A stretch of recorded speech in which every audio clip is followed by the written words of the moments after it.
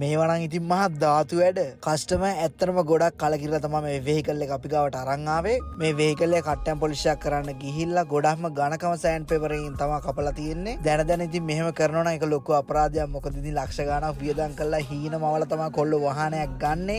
මේක ඉතින් අපිට අමුතුවෙන් සෑන්ඩ් පේපර් කරන්න දෙයක් නැහැ.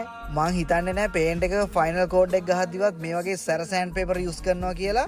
ඒ තරම වාහනේ හූරලා තියෙන්නේ. කස්ටමර්ට මං කිව්වා මේක සෑන්ඩ් පේපර් මාක් 100ක් අපිට කොහොමත් යවන්න බෑ. මේක ඩීප් තියෙනවා ගොඩක්. කස්ටමර්ත් ඉතින් කිව්වේ මේ වාහනේ තියෙන තත්ත්වයෙන් කොහොම හරි ගොඩ දාලා මේකට හොඳ අවුට්ලුක් එකක් අරන් දෙන්න කියලා. ඉතින් මේ වගේ අවුට්ලුක් එකක් අපි අරන් දුන්නා. වාහනේ තිබුණ තත්ත්වයට වඩා ගොඩක් හොඳ තත්ත්වයකට අපිට ගන්න පුළුවන් වුණා. හැබැයි මේක සෑන්ඩ් පේපර් මාක් තවමත් ඉතුරු වෙලා තියෙනවා. ඕනිම වැඩක් ඉතින් සාමාන්‍යයෙන් කෙලවෙන්න පුළුවන්. ඉතින් වැඩ කරන මිනිස්සුන්ට වැඩ වරදින්නේ. ඒ වගේ අත්තරක් වුණොත් අනිවාර්යෙන් කස්ටමර්ට විසාල දෙන්න. මොකද නැත්තම් කස්ටමර් තමයි අසරණ වෙන්නේ. මොකද ඩීටේලින් වල කස්ටමර් දන්නව නම් අපි ගාවට අරන් එන්නේ නැහනේ. මොකද හැමෝම කැමති තමන්ගේ වාහනේ ගොඩක් ලස්සනට තියාගන්න.